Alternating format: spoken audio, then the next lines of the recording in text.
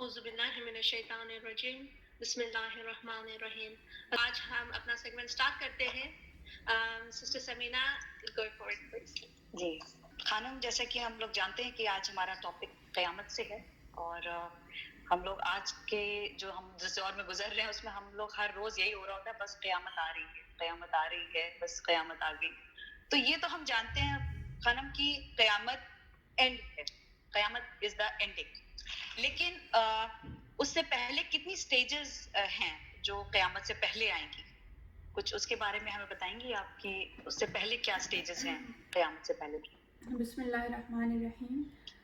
دیکھیے، انسان جب سے وجود میں آیا ہے تب سے لے کر اور قیامت تک مختلف مراحل ہیں، مختلف سٹیجز ہیں جو اس کی زندگی کی ہیں، اور وہ اس وقت سے شروع نہیں ہوتی کہ جب اس کی ظاہری پیدائش ہوئی ہے یا اس کی ولادت ہوئی ہے، بلکہ وہ اس وقت سے شروع ہوتی ہے کہ جب وہ عالم ذر میں تھا، جب وہ ایک ذرے کے مترادف تھا، اور اس عالم ذر میں تمام جو روحیں ہیں وہ اس عالم ذر میں موجود ہیں، اور تمام ارواح سے اس عالم ذر میں خداوند عالم نے سب سے ایمان کا اقرار لیا، اپنی وحدانیت اور معصومین علیہ السلام کی ولایت، ان سب کا اقرار لیا، اور اس اقرار کو ثبت کر دیا گیا.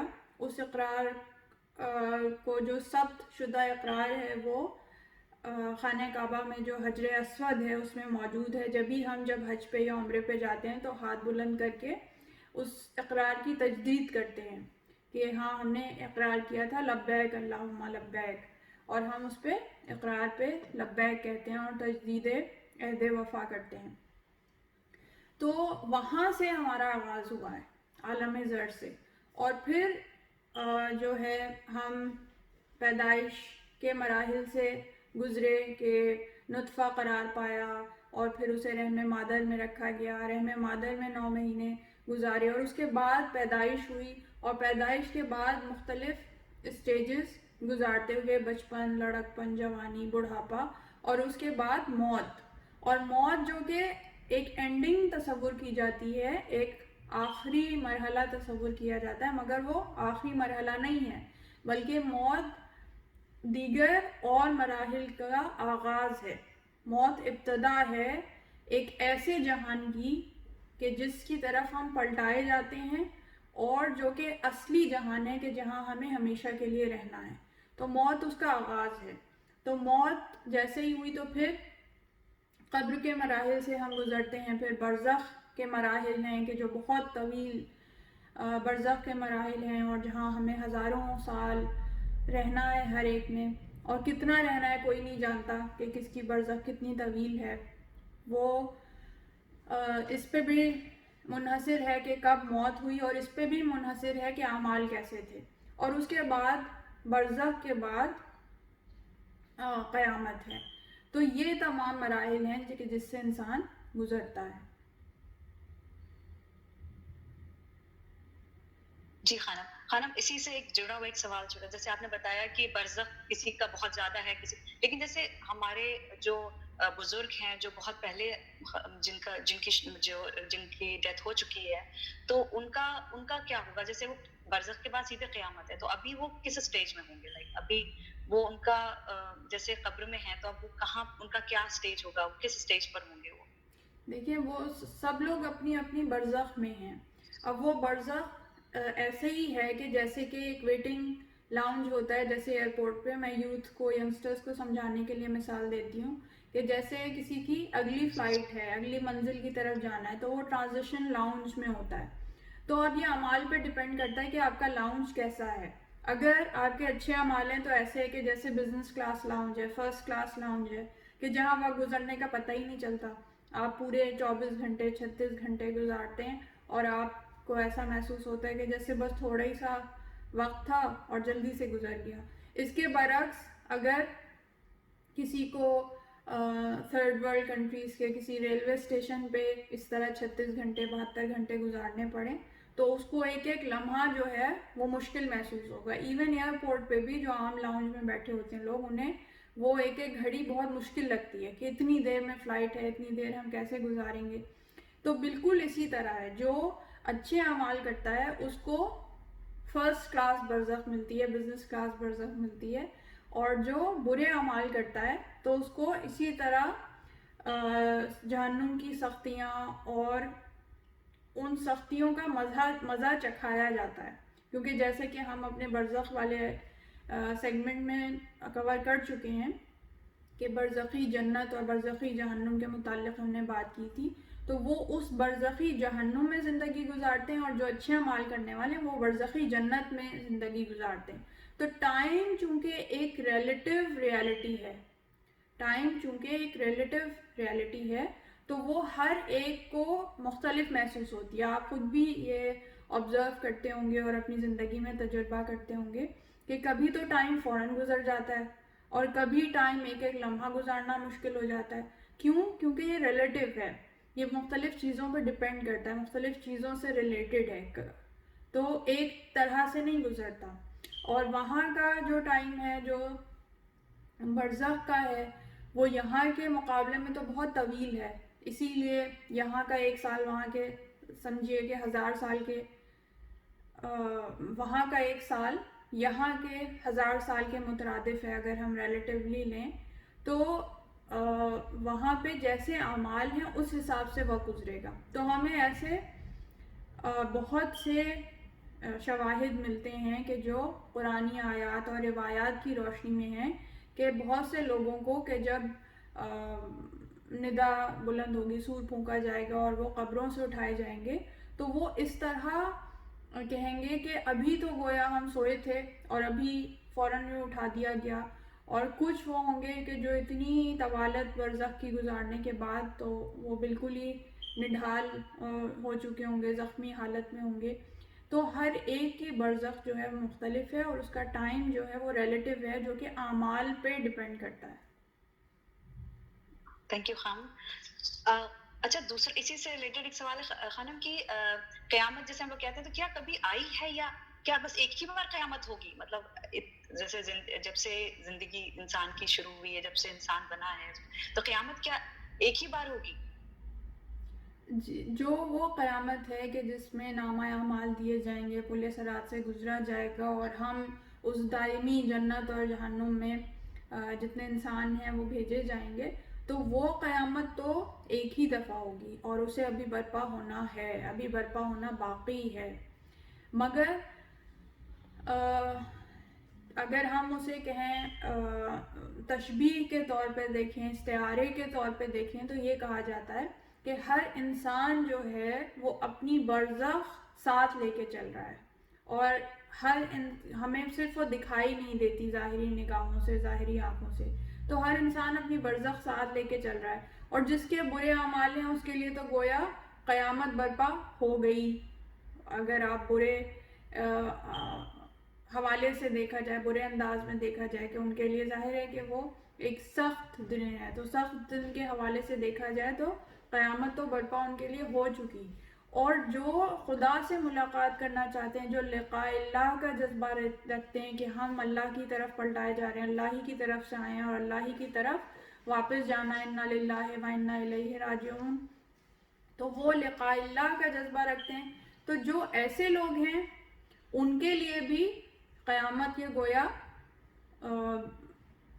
اس کے وہ منتظر ہیں، تو وہ برزخ کو ساتھ لیے چل رہے ہیں. مگر وہ جو قیامت کبریٰ ہے کہ جو برحق ہے، جس کو آنا ہے، وہ ایک بڑا دن کہ جو اس دنیا کا بھی اختتام ہے اور انسانی زندگی کا اس کرۂ ارض پہ اختتام ہے، اس کو ابھی برپا ہونا باقی ہے. تو خانم کیا ان ساری جو سٹیجز آپ نے ابھی بتائی ہیں یہ ساری، تو کیا ہر کسی کو ان سٹیجز سے گزرنا پڑے گا؟ جی، گزرنا ہر ایک نے ہے ان سٹیجز سے، لیکن جیسے کہ میں نے بتایا کہ ریلیٹیو ہے اس کا ٹائم. جیسے کہ شہداء ہیں، جیسے کہ صالحین ہیں، اولیاء اللہ ہیں، ان کی برزخ تو چند لمحوں کی ہے کہ وہ چند لمحوں میں ہی اس برزخ کو گزار دیتے ہیں. وہ اسی طرح کے جیسے کہ میں نے بتایا کہ ریلیٹیو ہے اور انہیں کسی قسم کی کوئی سختیاں نہیں گزارنی پڑتی، سختیاں نہیں جھیلنی پڑتی. اور ان کے لیے بس گویا آرام ہی آرام ہے، اور وہ اس طرح جیسے گہری نیند میں ہوں گے، اور انہیں بس قیامت کے دن اٹھا دیا جائے گا تو وہ کہیں گے کہ ابھی تو ہم سوئے تھے اور فوراً ہی وقت ہو گیا۔ تو یہ وہ لوگ ہیں کہ جو گویا کے گناہوں سے پاک ہیں، اور جنہیں اللہ نے محفوظ رکھا ہوا ہے، کیونکہ انہوں نے اللہ کے راستے میں اپنی زندگی کو بھی گزارا اور اللہ ہی کی راہ میں گویا اپنی جان دی۔ بہت شکریہ خانم۔ نادیہ، آپ شاید دوسرا سوال بہت پوچھنا چاہ رہی تھیں۔ جی بالکل۔ خانم، میرا دوسرا سوال یہ ہے کہ اگر انگلش میں پہلے کہوں، واٹس دا کنیکشن آف اصول دین اینڈ دا کانسیپٹ آف کامل ایمان؟ جیسے نا ہم ایک بچہ جو ہوتا ہے، شیعہ مسلمان جو ہوتی ہے نا، سب سے پہلے وہ انہیں کلمے کے بعد انہیں سکھایا جاتا ہے اصول دین کے حوالے سے، اور وہ بیسک جیسے اہل سنت ہے ان کے اصول دین بھی ہے، لیکن وہ مختلف ہے جو ہمارے اصول دین ہے۔ تو اس کے حوالے سے آپ پلیز انلائٹن اس کہ جو کامل ایمان ہوتی ہے لوگوں کی، جیسے ہم قیامت کے بارے میں جانتے ہیں کہ یہ پانچواں اصول دین ہے، لیکن یہ باقی جو اصول دین کا ہے اور روز قیامت کا، اس کا کنیکشن کیا ہے؟ کیا اللہ ہمیں روز قیامت is Allah gonna take us through all of this and explain us کہ یہی اصل معنی ہمارا کامل ایمان ہے؟ جی دیکھیں، اصول دین جو ہیں، آپ نے صحیح کہا کہ شیعہ جو اصول دین ہیں وہ 5 ہیں شیعہ مکتبہ فکر میں، اور جو ہمیں اہل بیت علیہم السلام سے تعلیم کردہ ہیں، اور ظاہر ہے کہ رسول خدا صلی اللہ علیہ وآلہ وسلم کی طرف سے تعلیم کردہ ہیں۔ مگر شیعہ اور سنی میں فرق یہ ہے کہ سنی حضرات جو ہیں ان کے ہاں 3 اصول دین ہیں۔ ان کے ہاں عدالت اور امامت کا کانسیپٹ موجود نہیں ہے، نہ وہ عدالت الہی کے قائل ہیں اور نہ ہی وہ امامت کے قائل ہیں۔ تو اس لحاظ سے جو کامل ایمان ہے وہ 5 اصول دین ہیں۔ ان 5 اصول دین پہ دل سے ایمان رکھنا اور ان 5 اصول دین کا اقرار کرنا اور اس کی جھلک اعمال میں بھی دکھائی دینا، یہ بہت زیادہ ضروری ہے۔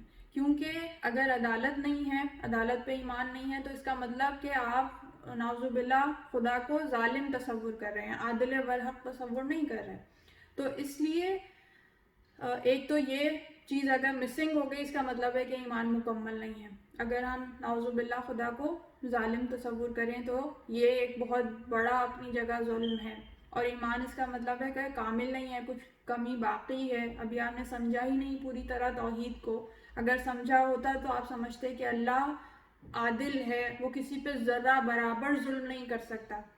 اس کے علاوہ جو امامت کا کانسیپٹ ہے اور جو ائمہ کی عصمت اور طہارت کا کانسیپٹ ہے، یہ بھی سنی حضرات میں نہیں پایا جاتا، اور یہ انتہائی اہم چیز ہے ایمان کامل کے لیے، انتہائی اہم، کہ جتنی روایات اس سے متعلق ہیں کہ جو قبر سے جتنے سوالات شروع ہوتے ہیں، قبر، برزخ، قیامت، جہاں جہاں بھی ہم سے پوچھے جائیں گے، تو سب کا دار و مدار اس پہ ہے کہ ولایت معصومین علیہ السلام پہ کتنا کامل ایمان تھا۔ آیا ولایت معصومین علیہ السلام پہ ایمان رکھتا تھا یا نہیں، اقرار کرتا تھا یا نہیں، محبت رکھتا تھا یا نہیں؟ تو اگر وہ رکھتا تھا تو ایمان کامل ہے، اگر نہیں رکھتا تھا تو یہ ایک بہت بڑا پارٹ ہے کہ جو مسنگ ہے، اور پھر ظاہر ہے کہ اس کا خمیازہ بھگتنا پڑے گا۔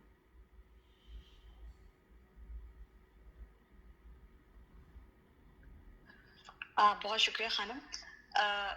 اسی سے آگے ہم بڑھتے ہوئے آتے ہیں، اور ہمارا جو اگلا سوال ہے وہ جو کہ ہم لوگ خود روز اٹکلیں لگا رہے ہوتے ہیں یہ سوچ کے کہ اکثر ہم آپس میں کہہ رہے ہوتے ہیں دیکھو قیامت آ رہی ہے، قیامت قریب ہے، دن چھوٹے ہو رہے ہیں، یہ ہو رہا ہے، لیکن ایکچولی قیامت کی سائنس کیا ہے، نشانیاں کیا ہیں قیامت کی، اور ہمیں کب ہم کیسے پتہ چل جائے گا بس اب قیامت آ گئی ہے، کیسے ہمیں پتہ چلے گا؟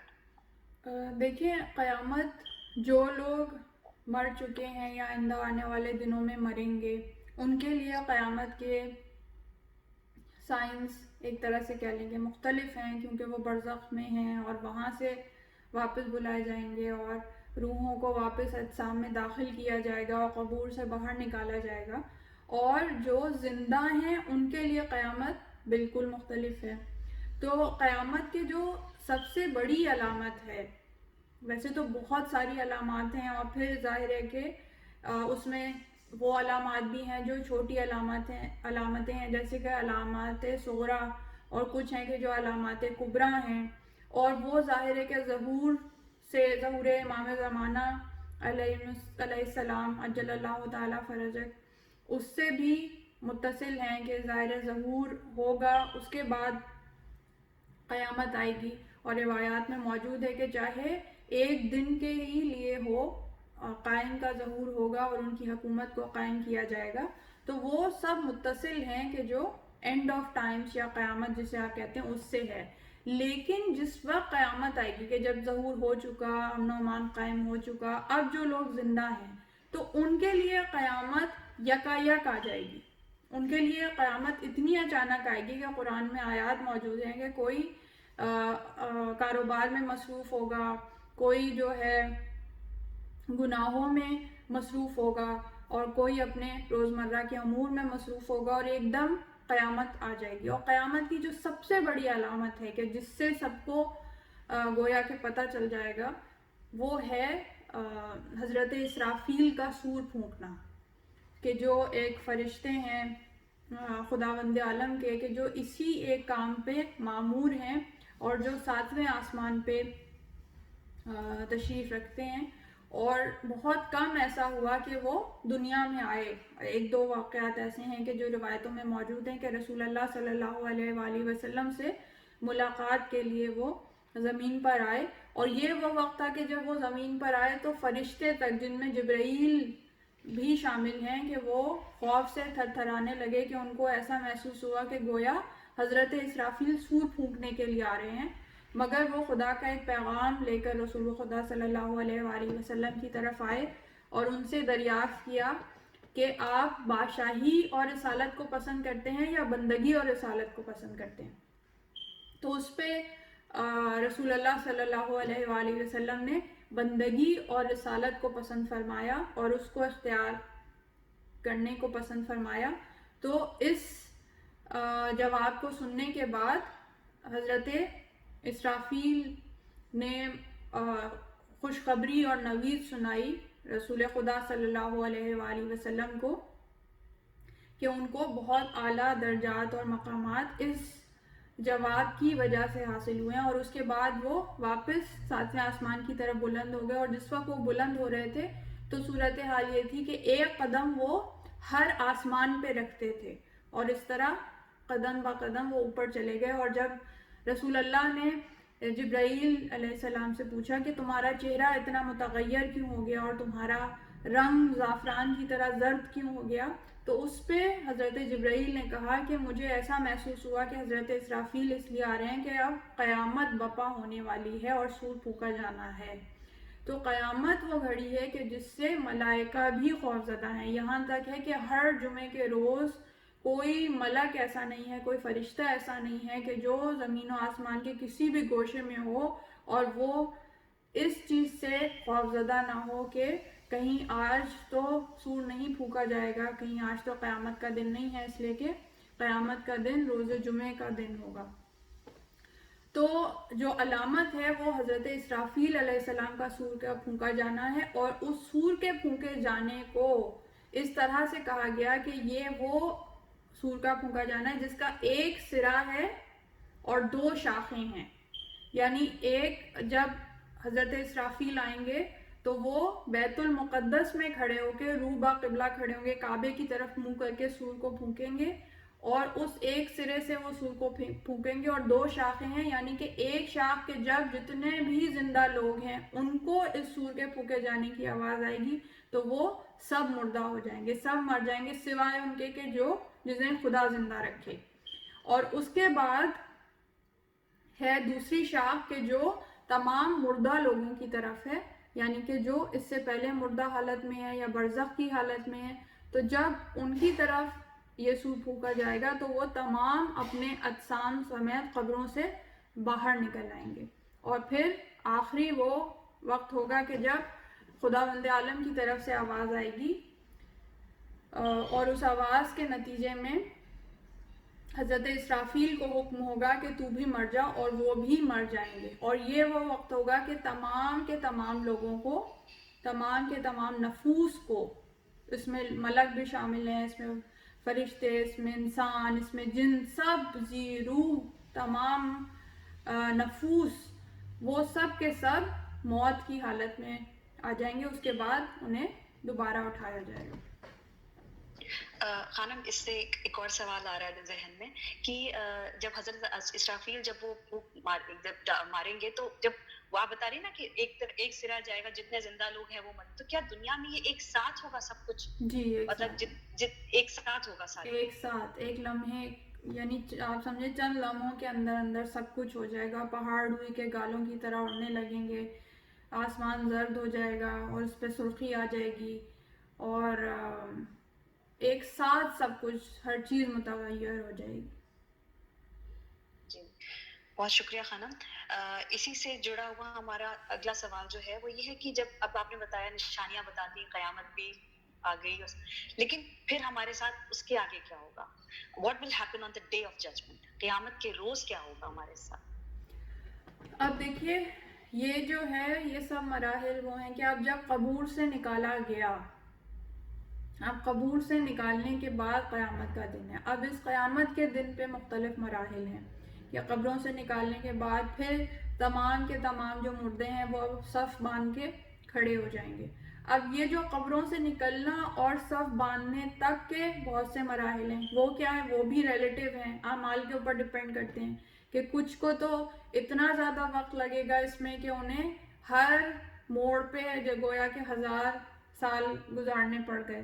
جیسے کہ برزخ میں ہے، برزخ بھی اسی طرح ہے کہ ہر موڑ ہے، ہر موقف ہے، اور اس پہ 1000 سال گزارنے پڑ رہے ہیں. اور وہ کس وجہ سے؟ مختلف وجوہات کی وجہ سے، کہ وہ جو اعمال دنیا میں انجام دیتے رہے اس کی وجہ سے. کوئی برہنہ ہیں، کوئی وہ ہیں کہ جن کے آنکھوں سے اور منہ سے اور ناک سے ایک بدبودار مادہ ہے کہ جو خارج ہو رہا ہے، وہ اسی کو چاٹ رہے ہیں. کچھ بری حالتوں میں ہیں، کچھ جانوروں کی حالتوں میں ہیں. تو مختلف حالتوں میں اپنی اپنی قبروں سے نکالے جائیں گے. اور جو مومنین ہیں، جو صالحین ہیں، جو صحیح معنوں میں شیعانہ حیدر کرار ہیں، وہ اس حالت میں نکالے جائیں گے کہ ہر ایک ان کو رشک کی نگاہ سے دیکھ رہا ہوگا، اور وہ خود اپنی حالت پہ فخر و مباحثت کریں گے اور نورانی چہروں کے ساتھ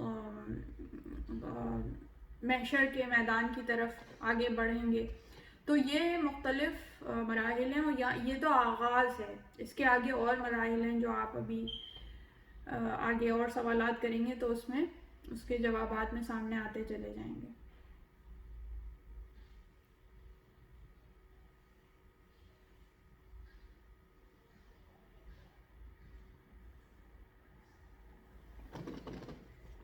سوری، میں شاید میوٹ پہ تھی.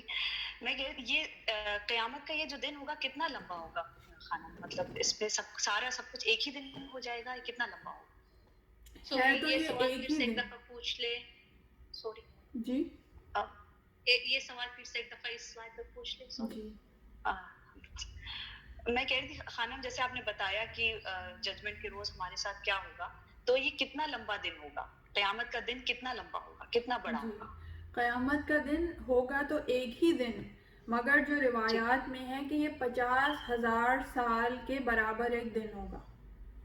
50,000 سال کے برابر. وہ 50,000 سال کس حساب سے؟ ہماری اس دنیا کے حساب سے، کہ اگر ہم اندازہ لگانا چاہیں تو 50,000 سال کے برابر ہیں. اسی لیے جیسا کہ میں نے ابھی بیان کیا کہ صرف قبروں سے نکلنے کے بعد صف بندی تک ہی موقف ہیں، موڑ ہیں، مختلف ٹرننگز ہیں، جس پہ ہر ایک کو مختلف ٹائم لگ سکتا ہے، کئی ہزار سال لگ سکتے ہیں.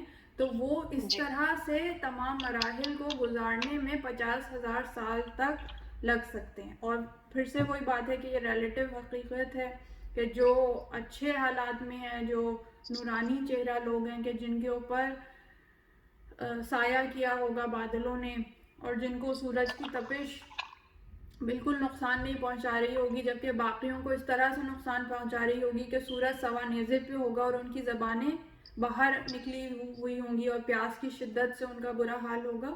ان کے مقابلے میں وہ اس طرح آسودہ حالت میں ہوں گے کہ انہیں اس وقت کے گزرنے کا کچھ احساس ہی نہیں ہوگا. جی خانم، تو جیسے اب اس دن سبھی کا ججمنٹ ہو رہا ہوگا، اس دن سب کا حساب ہو رہا ہوگا، تو اس میں بہت کافر بھی ہوں گے، مومن بھی ہوں گے، بہت سے ایسے ہم لوگ اس میں بھی کہتے ہیں کہ کچھ لوگ واجبات کرتے ہیں مسلمان ہو کے لیکن اچھے انسان نہیں، یا بہت سے اچھے انسان ہوتے ہیں جو واجبات نہیں کرتے. تو خانم اس کے لحاظ سے آپ بتائیں گے کہ what would be the difference in judgment of Muslims and non-Muslims؟ دیکھیے اب اس میں آپ نے اچھا سوال کیا کیونکہ لوگوں کے ذہن میں بہت سے مسکنسیپشنز رہتے ہیں اس حوالے سے کہ بھئی جو کافر ہے وہ اچھے کام کر رہا ہے تو اس کی ججمنٹ کیسے ہوگی، کیا اس کو جنت میں بھیجا جائے گا یا نہیں، یا جو مومن ہے وہ ساری زندگی برے کام کر رہا ہے. مومن سے مراد کہ ایمان اس کا مکمل ہے، ایمان اصول دین پہ پورا ہے، کامل ہے، مگر اس کے اعمال میں کمی ہے، اس کے اعمال میں کجی ہے، تو اس کا حساب کیسے ہوگا. تو مختلف طرح کے سوالات ہوتے ہیں لوگوں کے ذہن میں، تو انشاءاللہ اس جواب سے کلیئر ہو جائیں گے کہ دیکھیے مختلف کیٹیگریز ہیں. کافر ہے اس کی بھی 2 طرح کی یا 3 طرح کی کیٹیگریز ہیں. ایک ہے کہ جو کافر ہے جس کے چونکہ کافر ہے تو ایمان تو ہے ہی نہیں اور اعمال بھی اچھے نہیں ہیں، اور ایک کافر ہے کہ جو بالکل ہی درمیانہ ہے، مکس ہیں اس کے اچھے اور برے اعمال، اور ایک ہے جس کے اچھے اعمال ہیں مگر ایمان بالکل بھی موجود نہیں ہے. تو دیکھیں کافر تو جس کے پاس ایمان نہیں ہے وہ جنت میں نہیں جا سکتا، وہ جنت میں نہیں جا سکتا. ایمان شرط ہے جنت میں جانے کے لیے، سب سے بڑی شرط ایمان ہے، ایمان کامل. تو ایمان نہیں ہے تو اس کا مطلب جنت میں تو نہیں جا سکتا. تو اس لیے اس کو جتنے جزا ہے اس کے نیک اعمال کی وہ خداوند عالم اسی دنیا میں دے دیتا ہے. اور دیکھیے یہ بالکل عدالت کے مطابق ہے. اللہ کی کوئی کہے کہ بھئی یہ تو بھئی زیادتی کی بات ہے نعوذ باللہ، لیکن اگر آپ اس کا انالیسس کریں تو یہ بالکل عدالت کے مطابق ہے، کیونکہ اگر کسی کا ایمان نہیں ہے خداوند عالم پر، قیامت پر اور تمام جتنے مسلمات اسلام ہیں ان کے اوپر، تو اس کا مطلب ہے کہ وہ جتنے اچھے اعمال کر رہا ہے وہ اس دنیا کی زندگی کے لیے کر رہا ہے، اس دنیا کے رابطوں کے لیے کر رہا ہے، لوگوں کے لیے کر رہا ہے، ان کے ساتھ اچھے ریلیشن شپ کے لیے کر رہا ہے. اس کا مقصد نہ خدا کی ذات کو خوش کرنا ہے، نہ اس کا مقصد قیامت میں کچھ حاصل کرنا ہے، نہ اس کا مقصد روز آخرت میں کچھ حاصل کرنا ہے یا آخرت کی زندگی میں کچھ حاصل کرنا ہے. تو وہ سب کچھ دنیا کے لیے کر رہا ہے، تو خداوند عالم اس کو دنیا عطا کر دیتا ہے. جو چاہتا ہے اسے وہ مل جاتا ہے، جو دنیا چاہتا ہے اسے دنیا ملتی ہے، جو آخرت چاہتا ہے اسے آخرت ملتی ہے، اور جو دونوں میں سے تھوڑا تھوڑا حاصل کرتا ہے اسے اس تھوڑے تھوڑے کے حساب سے چیزیں مل جایا کرتی ہیں. مگر مومن کی شان یہ ہے کہ خداوند عالم اسے دنیا میں بھی آسودہ رکھتا ہے اور آخرت میں بھی آسودہ رکھتا ہے. اب وہ آسودہ کی ڈیفینیشن بھی ریلیٹیو ہے ہر ایک کے حساب سے، اور خداوند عالم بہتر جانتا ہے کہ کسی کے لیے کیا حالات ہیں کہ جو اس کے لیے بہتر ہیں. تو کافر تو کسی صورت بھی جنت میں نہیں جا سکتا. جو اچھے اعمال کرنے والے کافر ہیں، جن کے اچھے اعمال ہیں، اخلاق اچھا ہے، لوگوں کے ساتھ اچھی طرح رہتے تھے اور اچھی طرح معاملہ کرتے تھے، ان کو اس دنیا میں جزا مل جائے گی، ان کی زندگی آسودگی سے گزرے گی، ان کے کاموں میں آسانی ہو جائے گی، ان کی اس دنیا میں مدد ہو جائے گی، ان کو اس دنیا میں نعمتیں حاصل رہیں گی.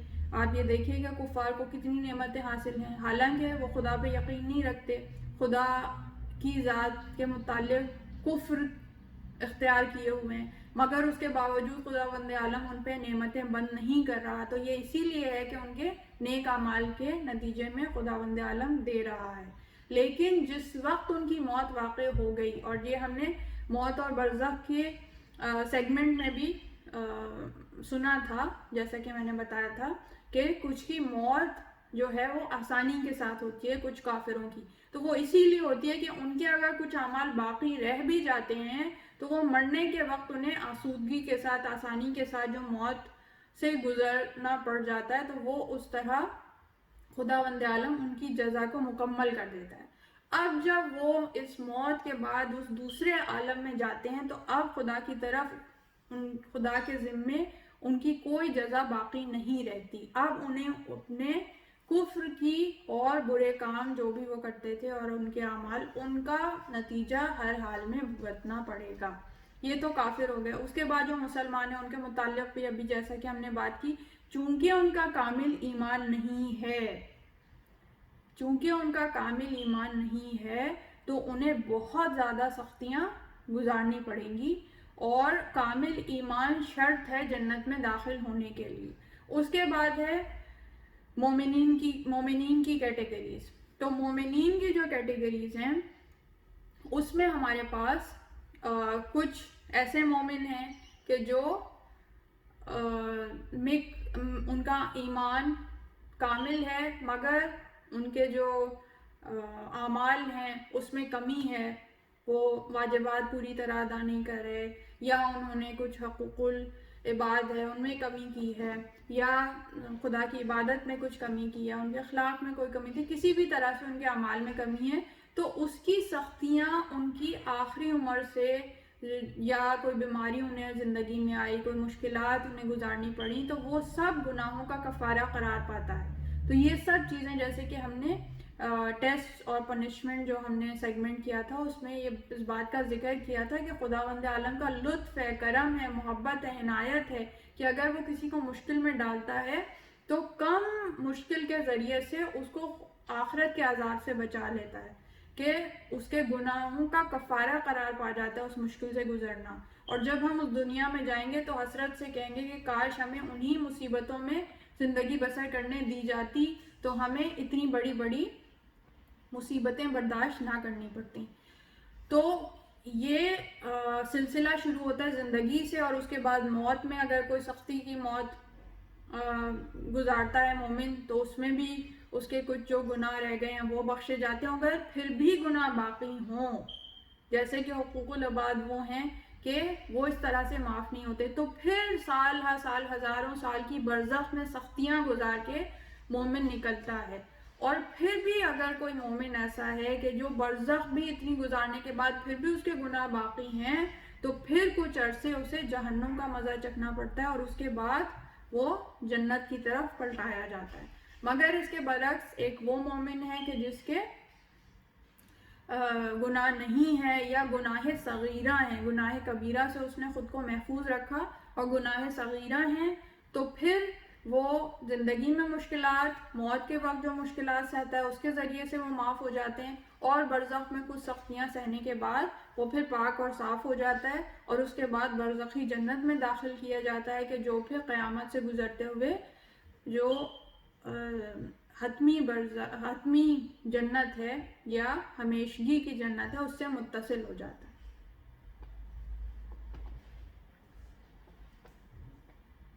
جی شکریہ خانم، آپ نے اتنی خوبصورتی سے جواب دیا نا، اور یہ کیٹیگری آپ نے جو واضح کی ہے مومنین کی اور کافر کی، یہ بہت ضروری ہے.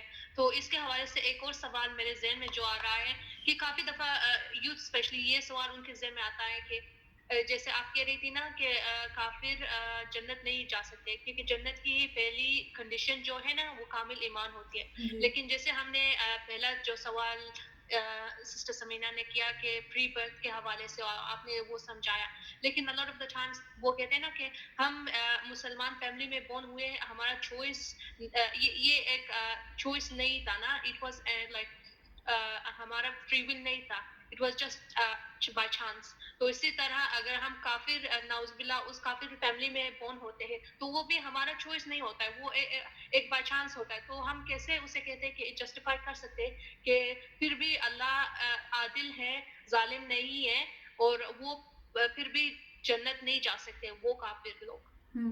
دیکھیے یہ بالکل پہلی مسلم حقیقت ہے جسے انسان اچھی طرح سمجھ لے کہ اللہ عادل ہے، وہ ظالم نہیں ہے. تو یہ جو پیدا ہونا ہے کہ مسلم گھرانے میں پیدا ہوئے یا کافر گھرانے میں پیدا ہوئے، یہ کامل ایمان کی دلیل نہیں ہے. لاکھوں کروڑوں مسلمان ایسے ہیں کہ جو نام کے مسلمان ہیں، کیونکہ مسلمان گھرانے میں پیدا ہوئے، مسلم ابن مسلم قرار پائے، اس لیے وہ مسلمان کہلاتے ہیں. ایمان کا تعلق دل کے اقرار سے ہے، ایمان لانے سے ہے، کامل یقین سے ہے. تو وہ یقین کی حالت میں نہیں ہوتے، وہ ایمان کی حالت میں نہیں ہوتے. ان کے لیے بس یہ کانسیپٹس ہیں جو وہ بچپن سے بس سن رہے ہوتے ہیں, انہیں اس کا پتہ ہے. مگر ایمان صرف پتہ ہونے سے نہیں ہوتا, ایمان یقین کے ساتھ ہوتا ہے کہ وہ اس یقین کی حالت پہ پہنچیں. جتنے شکوک و شبہات اصول دین سے متعلق ہیں ان سب کو دور کریں, اور پھر کوئی شک باقی نہ ہو اور پورا کامل ایمان ان کا موجود ہو, تب ایمان کی شرائط پوری ہوتی ہیں. تو صرف مسلم گھرانے میں پیدا ہونے سے یہ ممکن نہیں ہے. اور ہمارے پاس لاکھوں کروڑوں مثالیں ایسے کافروں کی ہیں کہ جو کافر گھر میں پیدا ہوئے, انہوں نے وہیں زندگی گزاری, مگر خداوند عالم کی طرف سے جو ہدایت ہر انسان کو دی گئی ہے, کوئی اس ہدایت پہ لبیک کہتا ہے, کوئی نہیں کہتا, تو انہوں نے اس ہدایت پہ لبیک کہتے ہوئے ایمان کو قبول کیا. اور چونکہ ساری زندگی کافر اس میں گزاری تھی, مگر اس کے باوجود ایمان کی طرف پلٹ آئے اور جنت کے راستے پہ چل پڑے. تو یہ تو اللہ نے پوری طرح اختیار انسان کو دیا ہے, 100% اختیار انسان کو ہے. اس میں اس کے سرکمسٹانسز کا کوئی عمل دخل نہیں ہے. اس سے تعلق ہے دل کا, کہ وہ اس چیز کو سمجھے اور دل سے قبول کرے. وہ انسان کی فطرت میں بھی رکھ دیا گیا, اسے مختلف طریقوں سے ہدایت بھی دی گئی. خود فطرت انسان کو ہدایت دیتی ہے. جب انسان نیچر پہ غور کرتا ہے, چاروں طرف جو کائنات ہے اس پہ غور کرتا ہے, تو خود بخود اس کی فطرت کھنچتی ہے کہ کوئی نہ کوئی ضرور بنانے والا ہے اس کائنات کا, کوئی نہ کوئی ضرور بنانے والا ہے میرا, میں کہاں سے آیا ہوں, مجھے کہاں جانا ہے. جب یہ بیسک سوالات کا وہ سامنا کرتا ہے تو خود بخود وہ کھنچتا چلا جاتا ہے خدا کی طرف, اور ایک قدم وہ خدا کی طرف بڑھاتا ہے اور اللہ اس کا ہاتھ تھام لیتا ہے اور اس کو اس طرح ہدایت کے دروازے کی طرف رسائی دیتا ہے کہ انسان اور انسان کی عقل دم بخود رہ جاتی ہے. تو یہ تو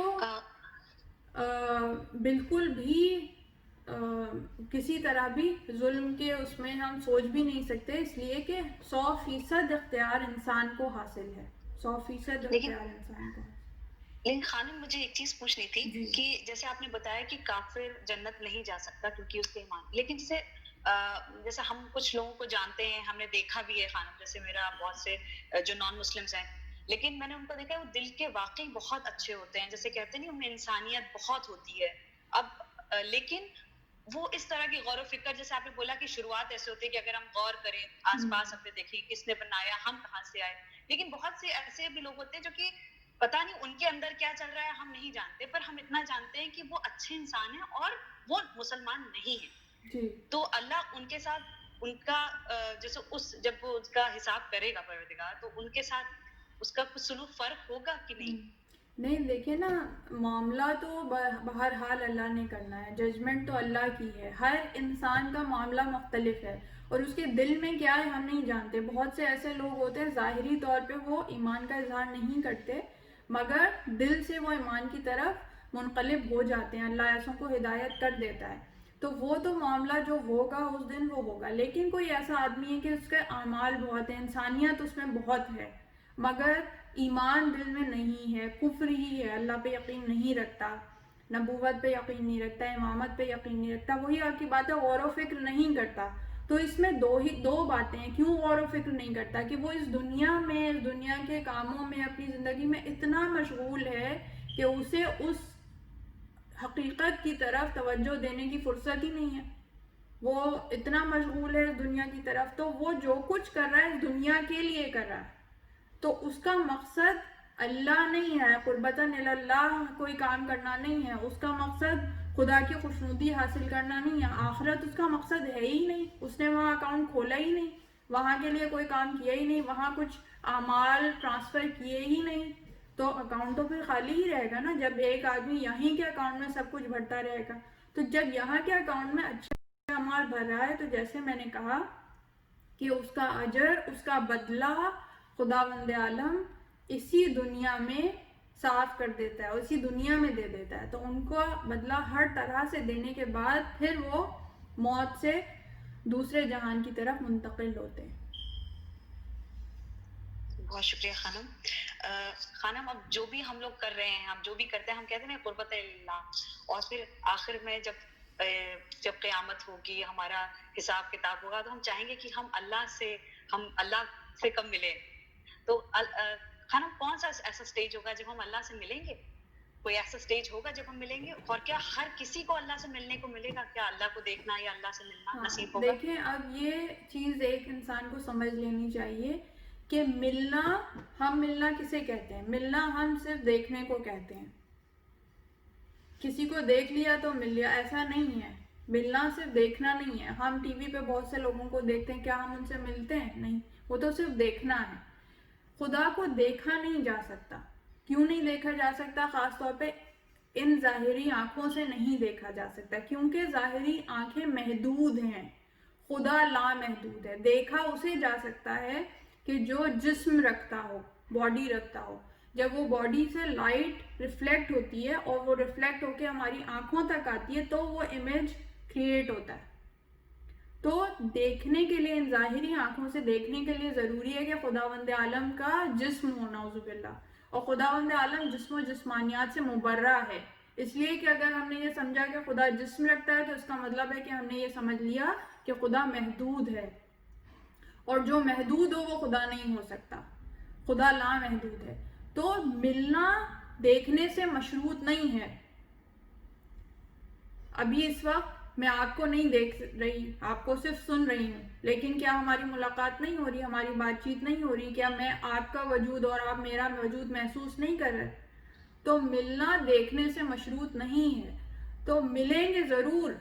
लिक़ाइल्लाह क्या है? कि अल्लाह से मुलाकात की ख्वाहिश रखने वाले, अल्लाह से मुलाकात करने वाले, लेकिन वो देखने से मुताल्लिक नहीं है, ख़ास तौर पे इन ज़ाहिरी आँखों से देखने से मुताल्लिक। हाँ, दिल की आँखों से हम ज़रूर देख सकते हैं। वो दिल की आँखों से देखना क्या है? कि हम उसके वजूद को पूरी तरह से महसूस कर सकते हैं, और वहाँ पे जो आमाल दिए जाएंगे, और जो कि आमाल नामे के मुताल्लिक जितनी रिवायतें हैं, तो जो मोमिनीन हैं, कि जो कामिल ईमान रखने वाले और उनके आमाल भी बेहतरीन हैं, तो उनका बाकायदा आमाल नामा, उनका हिसाब व किताब खुद अल्लाह करेगा। उनके फरिश्ते हिसाब व किताब नहीं करेंगे ना, आमाल नामे फरिश्तों के हिसाब व किताब के बाद उन्हें दिए जाएंगे, नहीं, खुदावंद आलम खुद हिसाब करेगा। और उस वक्त अगर कोई गुनाह मौजूद भी होंगे तो उन्हें सगीरा गुनाह वो माफ़ कर दिए जाएंगे।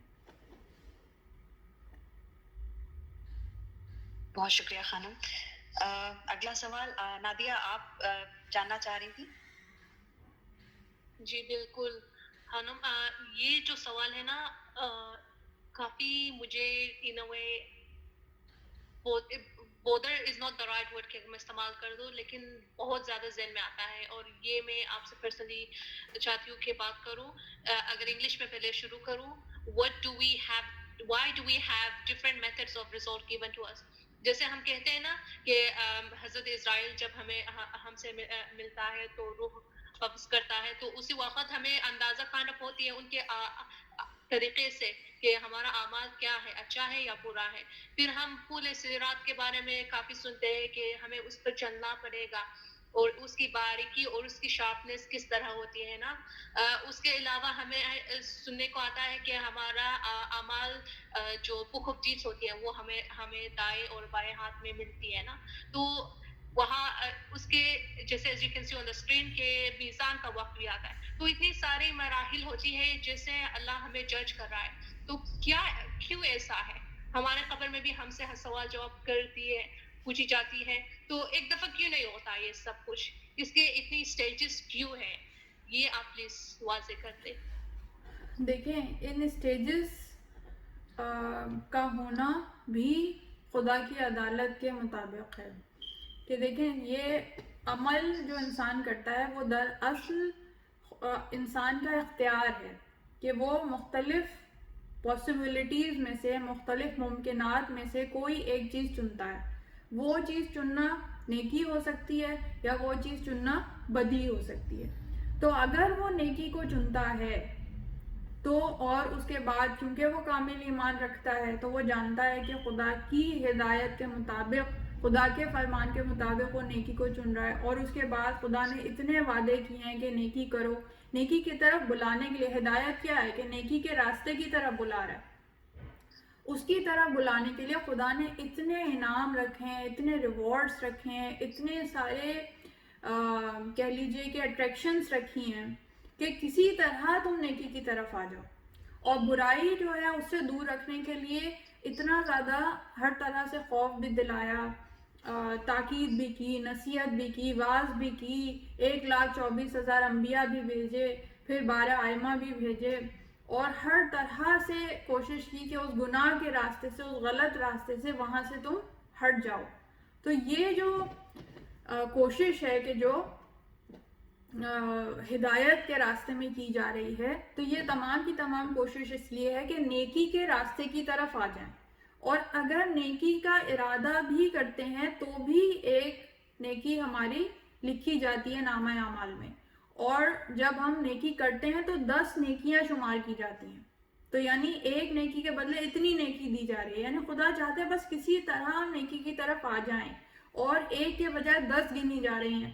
مگر اس کے برعکس گناہ ہے تو گناہ کا کوئی ارادہ بھی کرے، سوچے بھی، تو جب تک گناہ کا عمل انجام نہیں دیتا اس کا کوئی گناہ نامہ اعمال میں نہیں لکھا جاتا، اور جب گناہ کا عمل انجام دیتا ہے تو ایک گناہ کے بدلے ایک ہی گناہ لکھا جاتا ہے۔ تو اب انسان پورے اختیار کے ساتھ نیکی اور بدی کے راستے میں سے ایک راستہ چن رہا ہے، ایک عمل کر رہا ہے۔ اب اس کے بعد اس کے سامنے یہ پورے کانسیکوینسز واضح ہیں کہ اس عمل کے بعد مجھے کون سے کانسیکوینسز کو بھگتنا پڑے گا، اس لیے کہ یہ دنیا بھی اور اس کے بعد والا جہان بھی مکافات عمل ہے۔ جو آپ عمل کریں گے اس کے ثمرات آپ کو ملیں گے۔ جب آپ ایک بیج بوتے ہیں تو ایک بیج بونے کے نتیجے میں ایک پھل نہیں ملتا، ایک بیج بونے کے نتیجے میں 1000 پھل ملتے ہیں۔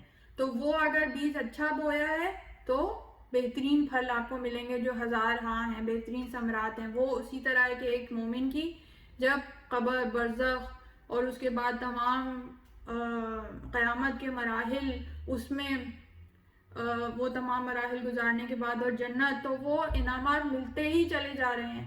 اور ایک برا عمل کہ ایک بیج بویا اور وہ بیج جو ہے وہ گلاب کا نہیں ہے بلکہ وہ کیکر کا ہے، کسی پھل کا نہیں ہے، وہ کیکر کا ہے، کانٹوں کا ہے، تو پھر ایک کانٹا نہیں ملے گا، 1000 کانٹے۔ تو پھر جب اللہ کی طرف سے کفر اختیار کر لیا، تم نے اللہ کی طرف سے پیٹھ کو پھیر لیا، تو پھر ایک گناہ کے نتیجے میں تمام مراحل کو سہنا پڑے گا۔ تو یہ اس لیے ہے کہ ایک عمل جو ہے وہ ان تمام چیزوں کا سلسلہ بن جاتا ہے۔ اور اس کے بعد جیسے آپ نے کہا کہ سوال و جواب صرف قبر میں جو ہے وہی کیوں نہیں کافی ہیں، قیامت میں کیوں ہوا؟ تو دیکھیے اس کی 2 وجوہات ہیں۔ ایک تو یہ کہ قبر میں جو سوال و جواب ہوئے اس کے بعد ممکن ہے کہ جیسے مومن ہے ایمان تو رکھتا ہے، مگر جو برزخ وہ گزارتا ہے اس برزخ میں وہ سختیاں اس کے گناہوں کی بخشش کا سبب بنتی ہیں، اور یہاں تک کہ جو کافر ہیں وہ بھی جو برزخ میں جو گناہوں کی سختیاں گزارتے ہیں تو اس سے بھی ان کا دوزخ کا عذاب کچھ کم ہوتا ہے۔ تو وہ جو بھی کمی اب واقع ہوئی ہے اس کے بعد ایک آخری دن ہے کہ جب پوری طرح چیزیں شمار کر کے جو دائمی برزخ اور جنت ہے اس میں بھیجا جائے گا۔ تو اب اگر اور دوسری بات یہ ہے کہ اب اگر وہ جو کمی ہو گئی ہے گناہوں میں ایک مومن کے، تو اس کا شمار قیامت کے دن ہوگا اور اس کے بعد اس کا فیصلہ کیا جائے گا۔ اور اسی طرح جو دوسری وجہ ہے وہ یہ وجہ ہے کہ قبر میں تو ایک انسان کو اپنا معاملہ کیا، اسے دوسروں کا نہیں پتا۔ تو اب خداوند عالم نے جو وعدہ کیا کہ قیامت کے دن وہ کہ جو نیک عمل کرے گا، جو ہم پہ ایمان رکھے گا، جو کامل ایمان رکھے گا، اصول دین کو دل سے سمجھے گا، پورا کامل یقین رکھے گا اور اس کے ذہن میں کوئی شکوک و شبہات نہیں ہوں گے اور اس کے اعمال بھی ویسے ہوں گے، تو ہم اسے اس طرح سرخرو کریں گے جس طرح سرخرو کرنے کا حق ہوگا۔ تو یہ پھر سے وہی بات ہے کہ زیادتی کی بات ہو جائے گی کہ جس نے پوری زندگی اللہ کی بندگی میں گزاری، اللہ کی فرما برداری میں گزاری، تو وہ ڈسٹنکشنز حاصل کرنے والے پوزیشن ہولڈر لوگ ہیں، تو ان کے لیے رزلٹ ڈے تو پھر شایان شان ان کے ہونا چاہیے۔ ایسا ہونا چاہیے کہ ایک بہت بڑا میدان ہو، اس میں بہت بڑا جلسہ ہو اور اس جلسے میں ان کو ان کا رزلٹ کارڈ دیا جائے اور اس کے بعد ان کو ان کی ریوارڈز دیے جائیں، اور جنہوں نے اس کے برعکس برے کام کیے تو وہ اس بات کے حقدار ہیں کہ انہیں سب کے سامنے شرمندگی اٹھانی پڑے۔ تو یہ وجہ بنتی ہے کہ قیامت کا دن اس لیے قرار دیا گیا تاکہ خداوند عالم کی جو عدالت ہے اس کے مطابق سب کے سامنے وہ فیصلہ سنایا جا سکے۔ جی بہت شکریہ، اتنی خوبصورتی سے اتنی صاف طریقے سے آپ نے سمجھائی یہ کانسیپٹ بہت کلیئر ہو گئی ہے میرے لیے. So thank you so much for that. You welcome. جی خانم، بس آپ کے لیے ایک آخری سوال اور ہے جو کہ ہماری آخرت کی تیاری سے ریلیٹڈ ہے. میں پوچھنا چاہوں گی خانم کہ ہمیں اپنی آخرت کے لیے کیا تیاری کرنے کی ضرورت ہے؟ کون سے ایسے اعمال ہیں جو ہماری آخرت کو سنوار سکتے ہیں؟ اور دوسرا کہ how do we know that if our amals are being accepted؟ اللہ ہمارے اعمال قبول کر رہا ہے کہ نہیں، یہ ہمیں کیسے پتا چلے گا؟ جی بہت اچھا سوال پوچھا ہے آپ نے، کیونکہ دیکھیے اتنے ساری چیزیں بتائی جاتی ہیں تو ان میں سے کیا کرنا چاہیے کیا نہیں. تو ظاہر ہے کہ جو آغاز ہے انسان کو، اب آج کل آپ دیکھیے کہ واٹس ایپ کے ذریعے اتنے زیادہ اعمال اور اتنی زیادہ عبادات مستحبات وہ شیئر ہوتی ہیں اور لوگ وہ کرتے ہیں. بہت اچھی بات ہے، اعمال کرنا ضروری ہے، مگر یہ جتنی گفتگو ابھی ہوئی ہے اس سے ہم نے نتیجہ اخذ کیا کہ سب سے اہم چیز ایمان ہے. ایمان ہے تو عمل قبول ہے، ایمان کامل نہیں ہے تو عمل قبول نہیں ہوں گے. تو ایمان سب سے پہلی شرط ہے. تو ایمان سے متعلق تمام شکوک و شبہات جو ہیں، تمام ڈاؤٹس جو ذہن میں ہیں وہ کلیئر کر لینے چاہیے. ایک دفعہ محنت کر کے اصول دین سے متعلق جتنے سوالات ہیں ان سب کے جواب اس طرح سے مطمئن طریقے سے انسان حاصل کر لے، کتابوں کے ذریعے سے، علماء سے گفتگو کے ذریعے سے، ایک کے بعد ایک تمام شکوک و شبہات کو کلیئر کر لے کہ اس کے بعد اس کے دل میں محکم یقین پیدا ہو جائے، یقین کی حالت میں وہ آ جائے. تو سب سے پہلا کام تو یہ ضروری ہے جو ہر ایک کو کرنا چاہیے، اور اس کی طرف توجہ کم ہے، اس کی طرف توجہ کم ہے لوگوں کی.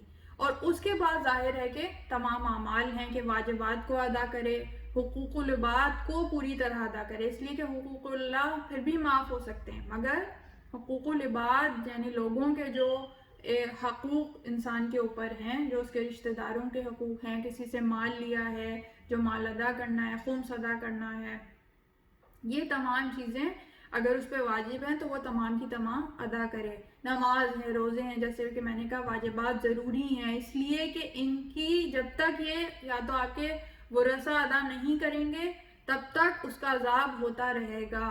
تو یہ ضروری ہے. یہ اسی طرح جیسے آپ نے کسی سے قرضہ لیا تو قرضہ واپس کرنا ہی کرنا ہے، وہ معاف نہیں ہوگا. تو اور اس کو نہ پڑھنے کا، نہ انجام دینے کا جو گناہ ہے وہ معاف ہو سکتا ہے کہ جو ہم توبہ کرتے ہیں، استغفار کرتے ہیں، مگر اسے ادا ہونا ضروری ہے. اور اس کے بعد یہ جو بڑے بڑے مراحل ہیں کہ جو وحشت کے مراحل ہیں، کہ جیسے کہ میں نے آپ کو بتایا کہ فرشتے تک، جبرائیل تک کہ جو گناہ کرتے ہی نہیں ہیں وہ وحشت زدہ ہو جاتے ہیں کہ جو قیامت کی گھڑی سے اور جو آنے والی گھڑی ہے، اور جو ابھی ہمیں اتنا موقع نہیں ملا کہ آپ کے سامنے میں بیان کرتی کہ ان موضوعات سے متعلق کس طرح معصومین علیہ السلام جب قیامت کی گھڑی کا کوئی سوال کرتا تھا، قیامت کے متعلق کوئی ذکر کرتا تھا تو باقاعدہ ان کے آنسو جاری ہو جاتے تھے. اور نماز کی تو حالت آپ جانتے ہی ہیں کہ نماز کس طرح سے معصومین علیہ السلام ادا کیا کرتے تھے. اور ابھی میزان کہ جو قائم کی جائے گی کہ جس کے مقابلے میں ہمارے اعمال جج کیے جائیں گے، اس کے متعلق تو ہم نے بات ہی نہیں کی. تو یہ بہت زیادہ بڑے مرحلے ہیں، اتنے بڑے ہیں اور اتنے ہیبت ناک ہیں، اور جن کی وحشت اتنی زیادہ ہے کہ کچھ مخصوص اعمال ہیں جو ان کی وحشت کو کم کرنے کے لیے ضروری ہیں، جو کہ فشار قبر سے شروع ہوتے ہیں، اور پھر جس وقت قبر سے نکالا جائے گا تو قیامت کی وحشت، قیامت کی سختیاں وہ تمام کی تمام ہیں. تو اس میں جو ضروری چیزیں، سجدے کو طول دینا، رکوع کو طول دینا، یہ فشار قبر سے محفوظ رکھتا ہے. اس کے بعد جو دن میں یا رات میں، ہر روز یا رات میں یا دن میں سورہ یوسف کو سمجھ کے پڑھے تو اس دن کے جب قیامت کے دن تمام لوگ پریشان حال ہوں گے اس وقت وہ آسودہ حالت میں ہوگا. اس کے علاوہ سورہ واقعہ کی تلاوت کرنا، اور اس کے علاوہ شب جمعہ یا روز جمعہ سورہ احقاف کی تلاوت کرنا، یہ تمام جو چیزیں ہیں کہ یہ بچا کے رکھتی ہیں انسان کو اس دن کی سختیوں سے. اور سب سے اہم جو بار بار کہی گئی اور متواتر احادیث کے ذریعے ہم تک پہنچی معصومین علیہ السلام کی، کہ جب کوئی مومن کسی دوسرے مومن کی مدد کرتا ہے جب اس کے ساتھ نیکی کرتا ہے، نیک سلوک کرتا ہے، اور خاص طور پہ کہ جب وہ ضرورت کی حالت میں ہو، تو وہ ایسا عمل ہے کہ جس وقت وہ قبر سے نکالا جائے گا اور مشکلات کا سامنا کرنے والا ہوگا، تو وہ مجسم صورت میں ایک شخصیت آ کے اس کے سامنے کھڑی ہو جائے گی اور تمام سختیوں سے نکال کے لے جائے گی. تو وہ حیران ہو کے پوچھے گا کہ تم کون ہو؟ تو وہ کہے گا کہ میں وہ نیکی ہوں کہ جو تم نے دوسرے مومن کے ساتھ قربتاً اللہ کی نیت سے کی. تو یہ وہ اعمال ہیں کہ جو ہمیں انجام دینے چاہیے تاکہ ہم قبر، برزخ اور قیامت کی سختیوں سے خود کو محفوظ رکھ سکیں. اور کیسے پتہ لگے گا خانم کہ ہمارے یہ اعمال اللہ ایکسیپٹ کر رہا ہے کہ نہیں، قبول کر رہا ہے کہ نہیں؟ جی یہ بہت اچھا سوال ہے آپ کا کہ یہ بھی کہا جاتا ہے، ایک سوال جب ہمارا یہ سیگمنٹ ہوا اس کے بعد جو ہمارے پاس آیا وہ یہ بھی آیا کہ جب ہم کہتے ہیں کہ اللہ سے نزدیک ہو گئے تو اس کا مطلب ہے کہ آزمائش ہے، اور اللہ سے دور ہو گئے تو اس کا مطلب ہے کہ سزا ہے. تو کیسے پتہ چلے اللہ سے نزدیک ہو گئے یا اللہ سے دور؟ اسی طرح کیسے پتہ چلے ہمارے اعمال قبول ہیں یا نہیں قبول ہیں، جو آپ نے پوچھا. تو اس کے متعلق کوئی بھی نہیں بتا سکتا کہ ہمارے اعمال قبول ہوئے یا نہیں قبول ہوئے، لیکن وہ بتا سکتے ہیں کہ جو امام برحق ہیں. تو امام جعفر صادق علیہ السلام سے یہی سوال کیا گیا کہ فرزند رسول، جیسے کہ نماز ہے، نماز کے اتنے مناقب ہیں، اتنے فضائل ہیں، اتنی فضیلت ہے، اتنی تاکید کی گئی ہے، واجبات میں سب سے اول ہے، تو کیسے پتہ چلے کہ نماز قبول ہوئی یا نہیں قبول ہوئی؟ تو کہا کہ یہ تو فوراً پتہ چل جائے گا. کہا کیسے؟ تو کہا کہ یہ دیکھو کہ نماز تم جب قائم کرتے جا رہے ہو، نماز پڑھتے جا رہے ہو، تو تمہاری شخصیت میں، تمہارے کردار میں کون سی ایسی اچھائی ہے جو پہلے نہیں تھی اب تمہارے اندر آتی چلی گئی، کون سی ایسی نیکی ہے جو تم پہلے نہیں کرتے تھے اب کرنے لگے، اور اسی طرح کون سی ایسی برائی ہے جو تم پہلے کرتے تھے اب تم نے کرنا چھوڑ دی. اگر تو نیکیاں بڑھتی چلی جائیں اور گناہ کم ہوتے چلے جائیں، اگر تو کردار مضبوط ہوتا چلا جائے، کردار میں تبدیلی آتی چلی جائے، تو اس کا مطلب ہے کہ اعمال قبول ہوتے چلے جا رہے ہیں. اور اگر کردار میں کوئی تبدیلی نہیں آ رہی بلکہ وہ برائیاں جو ہم پہلے کرتے ہیں وہ اسی طرح مستحکم ہیں اور نیکیوں کی طرف ہم راغب نہیں ہوتے، تو پھر امام کا جملہ ہے کہ پھر اسے ٹکریں سمجھو، یہ نماز نہیں ہے. بہت شکریہ خانم. اس وقت آپ کے یہ جو سوال کہ آپ نے جو جواب دیے ہیں ان سے بہت سارے، میرے تو خاص کر بہت سارے مسکنسیپشنز تھے جو کلیئر ہوئے، بہت ساری نئی انفارمیشن ملی، اور سب سے بڑھ کر ایک ریالٹی چیک تھا اس وقت ہمارے لیے کہ ہم کہاں سٹینڈ کرتے ہیں. آپ کے ان آنسرز کو سن کے اگر ہم اس پہ غور کریں تو ہم محسوس کر پائیں گے کہ ہم کہاں ہیں اس وقت. تو بہت شکریہ خانم. ایک آخری جملہ جو میں یہاں پہ ایڈ کرنا چاہوں گی، جو روایات میں جب میری نظر سے گزرا تو رونگٹے کھڑے کر دینے والی حقیقت تھی کہ جس وقت میزان عمل ہوگا اور ہمارے اعمال دیکھے جائیں گے، پرکھے جائیں گے، تو وہ کس حقیقت کے اگینسٹ پرکھے جائیں گے کہ نماز پڑھی تو کیسی نماز پڑھی، تو وہ کیسی کے اگینسٹ وہ کون سی نماز ہے، تو وہ معصومین علیہ السلام کی نماز ہے. میزان عمل علی ابن ابی طالب علیہ السلام کی ذات ہے. تو میرے تو رونگٹے کھڑے ہو گئے کہ دیکھا جائے گا کہ نماز تھی تو کتنی علی کی نماز سے نزدیک تھی، علی کا خشوع و خضوع، علی کی نماز میں سے انسیت، علی کی نماز سے محبت اس سے کتنی قریب تھی. اسی طرح شخصیت کی ہر خوبی، سچ بولتا تھا تو کتنی علی سے شباہت تھی، کردار میں علی کی کتنی شباہت تھی، لوگوں کی مدد کرنے کے حساب سے علی سے کتنی شباہت تھی، سخاوت تھی تو کتنی شباہت تھی. تو مومن جتنا معصوم کی شبیہ کہلائے گا کہ جسے دیکھ کر، مومن کو دیکھ کر اگر معصوم یاد آ جائیں گے، اس کے کردار میں ان کی جھلک ہے، تو وہ اعمال قبول ہوں گے، ورنہ تو ہم خدا سے بس عفو و درگزر ہی کی امید کر سکتے ہیں. تو یہ پڑھنے کے بعد تو اور یہ سننے کے بعد تو انسان کو اپنا ہر عمل ہی اتنا حقیر اور اتنا بے وقت دکھائی دیتا ہے کہ پھر صرف خداوند عالم کی رحمانیت سے امید رکھنے کے علاوہ اور کوئی چارہ نہیں ہاتھ میں رہ جاتا. بے شک صحیح کہہ رہی ہیں. اور آپ نے جب یہ بتایا ہے تو سن کے واقعی اندر سے تھوڑا سا ایک عجیب سی فیلنگ ہو رہی ہے. اللہ حافظ ہم سب کو ایک اچھے اعمال کرنے کے لیے اور اپنے دین کو سمجھ کر اس پہ عمل کرنے کو کی ہدایت دے. الہی اور جی بہت بہت شکریہ خانم, بہت شکریہ.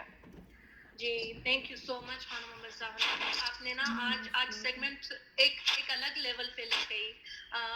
بہت ساری جیسے سسٹر سمیرہ نے کہا اتنے سوالات میرے ذہن میں بھی تھے. آپ نے اتنی صاف طریقے سے اسے اتنا واضح کیا ہم لوگوں کے لیے نا, جیسے سسٹر سمیرہ نے کہا ایک ریالٹی چیک ہوئی ہے.